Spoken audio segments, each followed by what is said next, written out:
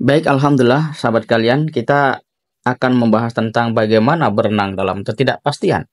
Saya menulis pagi ini dengan satu tambahan ada caranya. Kenapa?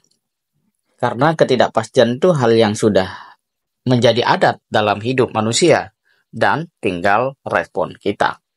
Ini berangkat dari sebuah pengalaman teman-teman ketika kemarin saya berangkat dari Depok menuju ke Jakarta menggunakan kereta listrik atau KRL. Saya berangkat itu 8.30 dari stasiun dan tidak seperti biasanya penumpangnya cukup ramai. Bahkan bertambah terus hingga akhirnya penuh berdesakan. Itu hal yang tidak biasa. Dan dalam pikiran saya itu adalah momen yang cukup lengang ataupun cukup longgar untuk kita berada di dalam kereta listrik. Tetapi yang terjadi justru sebaliknya. Dalam kata yang lain, saya bertemu dengan ketidakpastian. Ketika kebiasaan yang saya harapkan terjadi, memudahkan perjalanan, ternyata justru sebaliknya. Itulah ketidakpastian. Dan dalam hidup ini, kalau kita pikirkan, banyak orang-orang yang berada dalam ketidakpastian. Ya, misalnya, kalau yang paling gampang kita lihat, pedagang kecil, kemudian ojol, pekerja informal, itu setiap hari mereka bergulat dengan ketidakpastian. Tapi yang sebenarnya menjadi masalah adalah bukan ketidakpastian itu sendiri, walakin tentang apa tujuan dari kita mengarungi ketidakpastian itu. Kalau saya perhatikan lebih jauh, ternyata masyarakat kita sangat antusias, punya semangat, dan itu tentu saja karena sebuah tujuan.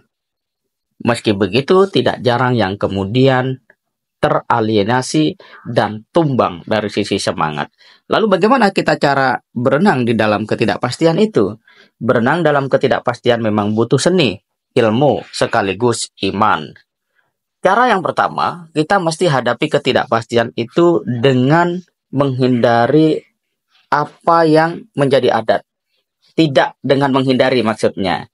Sehingga memang itu sesuatu yang harus kita terima, kita hadapi, kita selesaikan.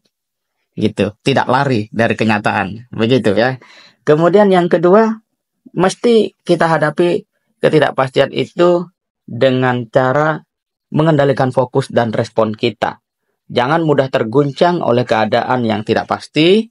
Kemudian kita harus terus melatih diri untuk tenang dan fokus.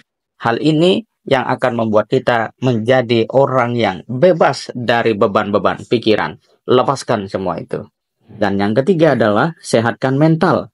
Ketidakpastian seringkali datang tiba-tiba, bahkan mengejutkan. Itulah alasan mengapa ada yang stres dan cemas. Namun langkah yang terbaik adalah segera mengingat kepada Allah, pusatkan pikiran pada tujuan, niat dan penilaian Allah.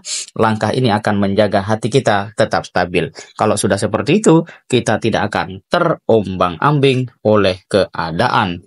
Dan ternyata ketika kita hadapi, kita lalui, kita nikmati proses berada di dalam ketidakpastian itu, pada akhirnya kita akan plong.